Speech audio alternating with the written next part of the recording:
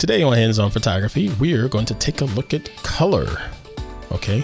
Yeah, I know we talk about saturation and luminance values and vibrance and all of that stuff before, but I'm not talking about it from our photography perspective. We're going to talk about it in video. Let's take a look at some of the tools that can help you colorize your video and get everything nice and beautiful and color corrected right out the gate. Y'all stay tuned. Hey, it's time for the annual TWiT audience survey. The annual survey helps us understand our audience so we can make your listening experience even better. It'll only take a few minutes. Just head on over to twit.tv/survey22 and take it today. Thanks. This is TWiT. No ads, just the content. That's what you get when you join Club TWiT. You even get extras like TWiT Plus, our new bonus feed just for members, and exclusive access to the Club TWiT Discord community.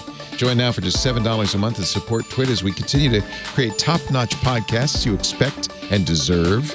We're just getting started, so be one of the first to join as we build Club TWiT from the ground up. You could be an early member. Go to twit.tv/clubtwit to learn more and sign up now. Thanks.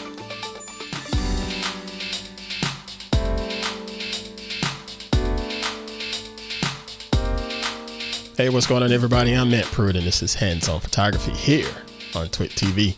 Hope y'all are doing well. I am unbelievable as always. It is another week where I get to sit down and share different tips and tricks that are going to help make you a better photographer as well as a better post processor. And today, I'm not even talking about photography at all. We're going to talk some more about video editing. Now, as you've been following along with the previous Hands-On Photography episodes, I've been creating a little sequence featuring one of my hard-headed boys, and we're just building upon that. We've talked about just getting your footage in and walk through some of the ins and outs of a typical video editor, whether it's Premiere, whether it's Vegas Pro, whether it's Resolve, what have you, or even Final Cut. They all have the basic fundamental values as far as just creating a timeline and a sequence and things like that. And then we moved into setting up different tracks and setting up some additional audio. And today we're going to take a look at just doing some color correction on it. Okay, so when you hear color correction, I think some folks are confusing that with color grading. There are two separate things. And I'm not going to talk too much about color grading today. I will get into color grading in another episode and walk you through all of that stuff. But the gist of it is when you're starting to talk about color correction versus color grading, color correction is when you take the footage in your camera and try to get a proper representation of the image that you see there from a color standpoint. Yes, you got to make sure you have your exposure right, as far as the luminance, and it's not overexposed, not underexposed, and so forth.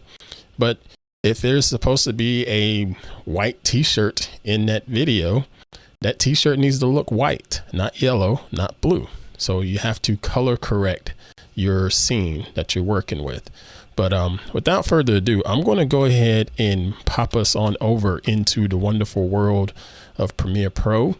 We're also going to look at Vegas Pro briefly and Davinci Resolve briefly. All of these applications, you know, again, they give you the same fundamentals, folks. And I know people don't necessarily want to pay the subscription of Adobe Creative Cloud like I do. More power to you, and that's great. I have no issues with that.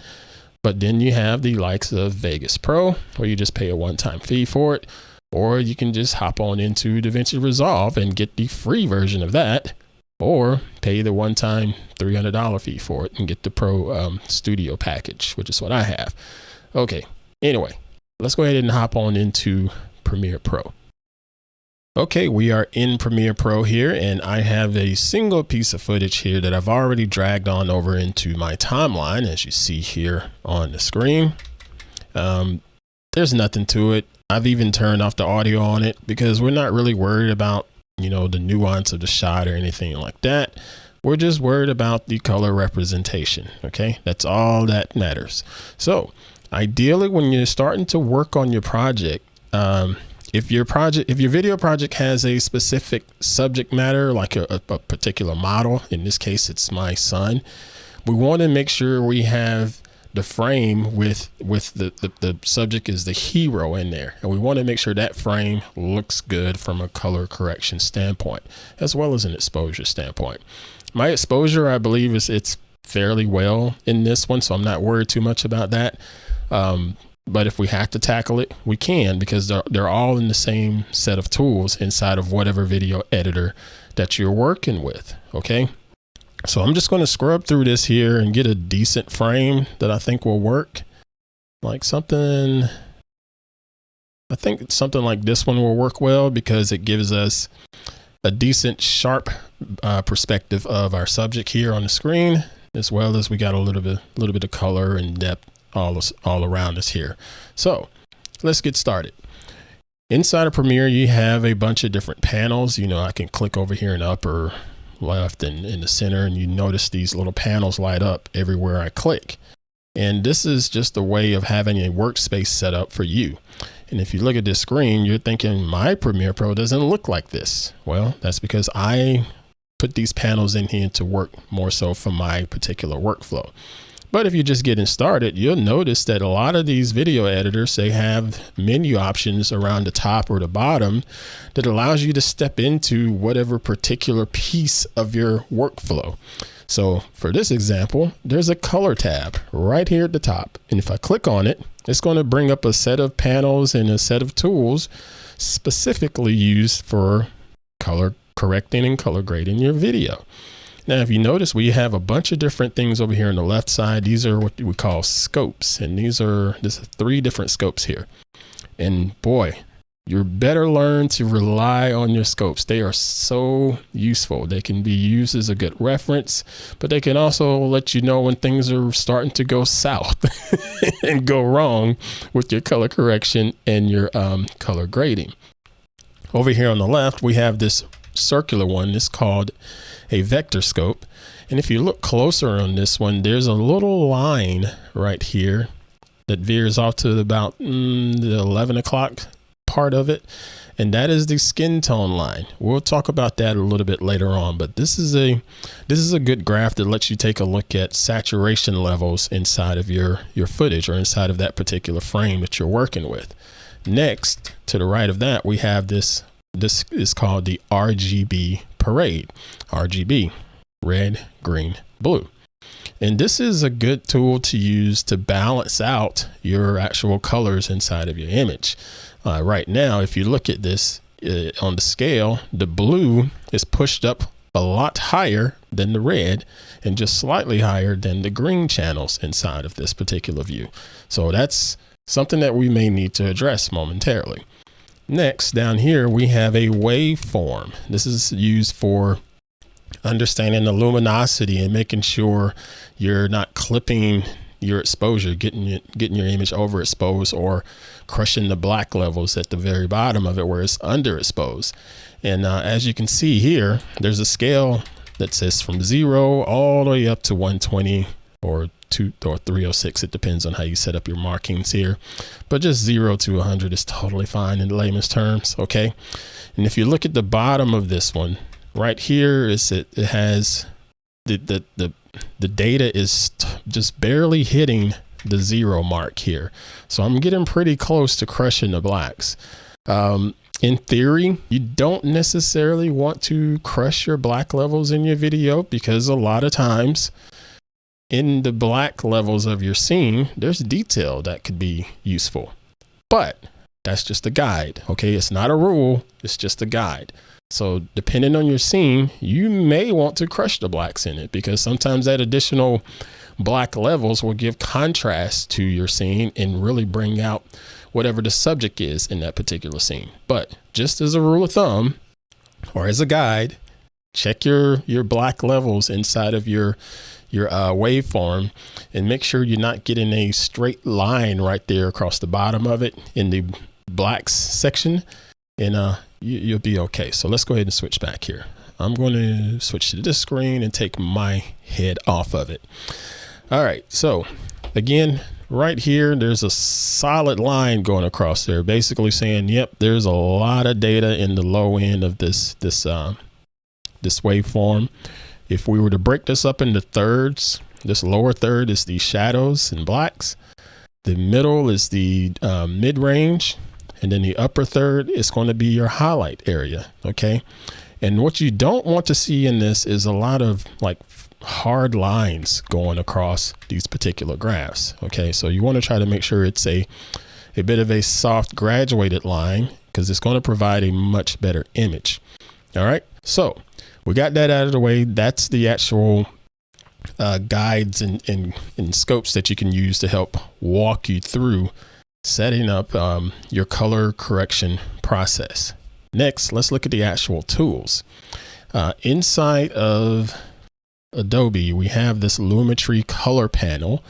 And if you're familiar with using Lightroom or any type of photo editor, you will notice that there's a lot of terminology over here, just like you would see in your photo editor of choice. We have exposure, we have contrast, we have highlights, we have shadows, and all of that affects your image. Okay. So right now I want to take this exposure and raise it up, because I'm a little concerned about having those really, really dark black levels showing up over here in the scope. So let's just go ahead and take this exposure slider and push it up some and see what happens. Okay. Now I pushed it up, to what's that, 2.8 or so. And it got rid of that harsh black line down here. And if you look at the image, you can tell that there's now some detail in the background back there in the shadows there, because I raised the exposure some. But now we've created another problem. We have these harsh lines going across the highlights area, meaning we are now clipping our highlights, and these things are overblown. Okay. So it's blown out right here in the highlights area, that white color. So that's a problem. So there's a couple of ways you can approach it. You can just pull the exposure back a little bit, like so. And that doesn't necessarily work, in my opinion. Or you can actually just take the highlights and pull them back too, and see if you get a bit more of a gradient going across your scopes. And in this instance, we do. So it's a bit of a push and pull when you're playing with these particular sliders. All right. I'm going to switch on over to another app here. Let's take a look at, say, Vegas Pro here. Now, Vegas is very similar, and this is the same scene. I can slide this forward to a, similar area in the frame, something like that. And Vegas has pretty much the same type of layout. You just have to go to the color section of this app. And if you look down here at the bottom, there's this little color grading tool. You can click on that, and it brings up a whole bunch of different tools there. You still have your scopes, got your RGB parade showing up here. If you want to change to the waveform or change to the vector scope, you can. I'm going to switch it on over to the waveform here, just because I'm more so about luminosity right now. And as I look at this, you'll notice I have a curves tool, just like you would in Photoshop or Lightroom. And you can play around with this curves tool to play with the exposure, get everything right. And if you look back at our episode in hands-on photography, talking about the curves tool, you'll know that the curves tool is ridiculously powerful. And doing a simple S curve inside of your curves tool really can just bring out pretty much any image that you that you put in front of it. So this is a backwards S curl. So this one, yeah, I like it better the other way around, because it does give us a little bit more contrast, but I don't want too much contrast because I don't want to really crush the black levels. So we can just pull those black levels up just a touch and just make our adjustments ever so slightly like that. Okay, same thing. Now let's take a look at Davinci Resolve. Let's switch over to my screen there like that. In Davinci Resolve, right now I'm looking at the edit page as shown down here in the bottom of the screen. We need to get to the color page. So I'm just going to click over here. It should take me to the color page. And boy, Davinci Resolve has a massive list of tools for color correcting. I really do enjoy using Resolve for doing all of my color work for the videos that I put out. It's so daggum nice. I may do a lot of things in Premiere and Vegas from a cutting standpoint, but the color inside of Resolve, it's night and day. And we'll dive more into some of that stuff at a later date though. So let's go ahead and scrub back to a similar spot in the scene. Right here. And let's play around with all of these tools. It's so much more. If we look here, we have a bunch of little icons there, and we have our typical curves tool there. We have our scopes over here, and with Resolve, you can pull out multiple scopes. You can either do a drop down and change it to waveform. You can pop it out to its own windows. You can change how you want this window to be displayed. If you wanted to show multiple scopes like that, or just the one or two side by side, a lot of different options, and boy, they're quite useful. And the difference with this particular waveform is right now it's showing RGB values, but you can tell it to show just the luminance values and stuff like that too. So we'll just change it to Y right here. So now it's just showing more of the luminance values for us. But I'm gonna close that and sit that out of the way for a second. And again, play around with curves like so. Let's give it a little contrast, bring up the black level there, a little contrast, a little S. Nicely done. Okay, so we got that squared away, but the color still doesn't quite look right on this thing.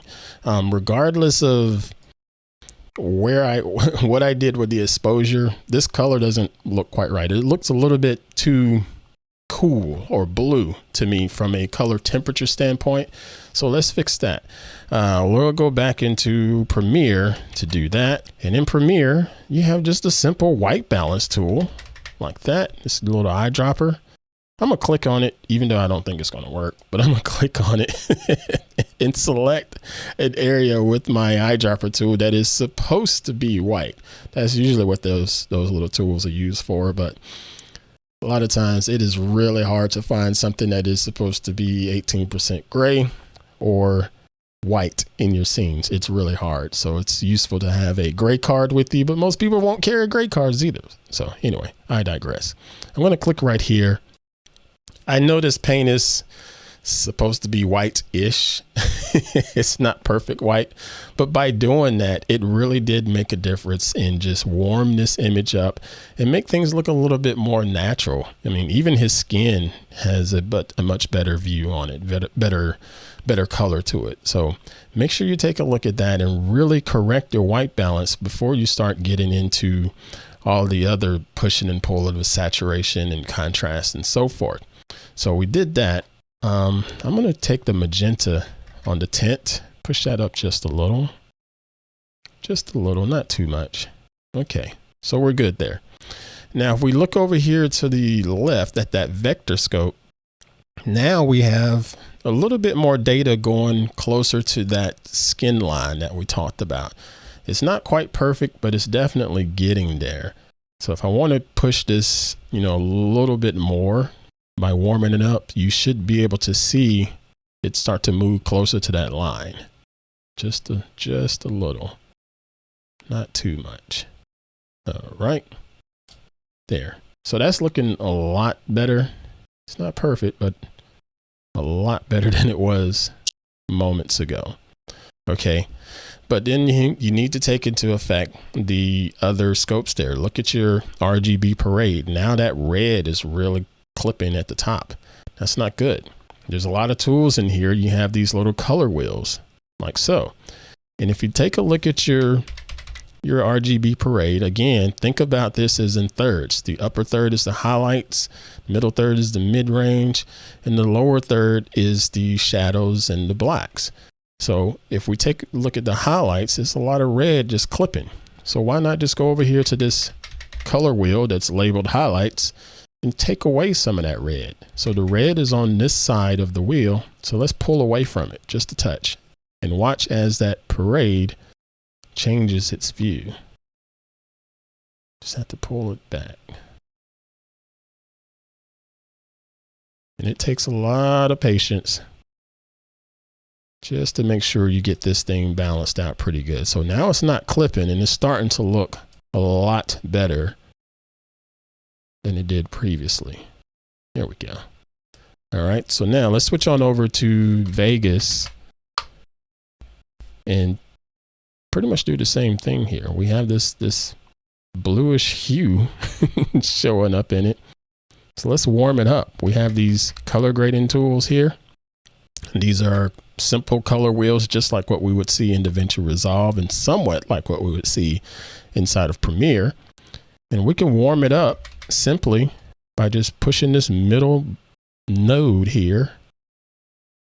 It's not really a node, just a point, more so towards the red channel, like that. And we can do the same thing over here for lift, gamma, and gain, which is lift is more of your shadows area, gamma is more of your midtones area, and gain is more of your highlights area. Like so. Just play around and get it right. Not too bad. So I think we got a little too much green going there. There we go. Have to be patient when you're playing around with your color correction there. Okay. Whoops, I went too far. But you get the gist there. All right, so now we'll take a look inside of Resolve real quick. Same thing. There's a nice little tool for white balance right there. Just grab it, click on it, and it pretty much did a good job right out the gate there. I think that looks pretty good. If I take a look at the RGB parade, yeah, it's balanced it out pretty daggum good right out the gate. So again, sometimes it depends on the tools that you're using here. Let's see here. Let me go back to Vegas because I just realized I had my big head on top of some of the wheels just to show you what we're working with. Again, we were playing inside of Vegas and we're looking at these color wheels down here. Again, your lift is going to be your shadows area. Gamma is more of your midtones area. Gain is more of your highlights area. And the offset is more of a global view. So again, if it's a little too cool, we can warm it up just by moving this middle node away from those cool hues. Push it more towards, the warmer hues like that. But I'm gonna reset it because I went way too far. There we go. Just went way too far. So just barely nudge it and you should be good to go. Okay. And there's a lot of other tools in here. You have, you can play around with particular hues in the image. Like this is this HSL, which is hue, saturation, and luminance. That's what that stands for. And as I slide this slider, it's going to isolate certain hues and it'll try to adjust them. And you can get really, really creative with that stuff by playing with mask and things like that. But that's some more advanced color correction and color grading tips for later on. We're not going to go there just yet today, but that is pretty much it. So I'm hot back into Premiere. This is looking fairly good. Yeah, it's just a touch too green. So let's go back, take some of that magenta and raise it up a little bit. Then we can push the saturation, really make them pop. Looking good. The shadows, because it's not clipping in the shadows. We got decent contrast now. Very, very nice. Looking good there. Let's put some more warmth in those midtones. Help that skin really shine. And take away the red and the highlights. There we go. There. So again, this is a much cleaner, much cleaner view of the of this particular clip here. It's much more natural. The colors look more true to life, and our white balance is so much more natural. I mean, again, just look at his skin. That right there is a dead giveaway. His skin looks alive. He doesn't look like some fake painting or something like that. And it really does make a difference in your footage. Okay. All right. So again, folks, this was a very, very brief rundown of going through and checking color and using the different tools that are available to you in whatever video editor that you have at hand. Again, there's a lot of different tools out there. Just find the one that works best for you. But the main thing is to make sure you can lean on those tools that are built inside that editor. You have those different scopes that you can use. And then if you understand just going through exposure and contrast and saturation and all of that stuff that we've talked about so many times here on the show, color correcting your video footage is going to be a breeze for you. I promise. It's going to be way easier than you think. But again, there are some nuanced things that you can do from a selective coloring standpoint, even down to color grading. And that's going to come in a future episode. But right now, I've taken up way too much of your time today. So we're going to go ahead and stop this week's episode and continue with this journey at a future date. All right. Thank you all again for your continued support of the show. It really does mean a lot. I really do appreciate you folks hopping on over to your podcast catcher and subscribing to the show and leaving me a nice rating and review. I think I saw some new reviews come in over on Apple Podcasts. Thank you so much for that. It really does help out the show and help push us up in the ratings so we can continue to grow the hands-on photography community. Now, make sure you hop on over to our website to check out all of our previous episodes and previous show notes, such as today. We'll have notes linking to the likes of Vegas Pro and Davinci Resolve and Premiere Pro. So head on over to twit.tv/hop. That's twit.tv/HOP for hands-on photography. And you'll see all of our previous episodes, all the previous show notes, and you'll see all the additional subscription options available to you. Spotify, Pocket Cast and Overcast and, and YouTube. Even got a YouTube channel. Go subscribe over there, folks. All right. Thank you all so much for the support. Thank you to my man, Mr. Victor, for making me look and sound good each and every week. And we will see you all very soon here on the show. Now, with that said, safely create and dominate, and I'll see you next time. Is that an iPhone in your hand? Wait a second. Is that an Apple Watch on your wrist? And do I see an iPad sitting there on the table? Oh my goodness. You are the perfect person to be watching iOS Today, the show where Rosemary Orchard and I, Micah Sargent, talk all things iOS, tvOS, watchOS, HomePod OS. It's all the OSs that Apple has on offer, and we show you how to make the most of those gadgets. Just head to twit.tv/iOS to check it out.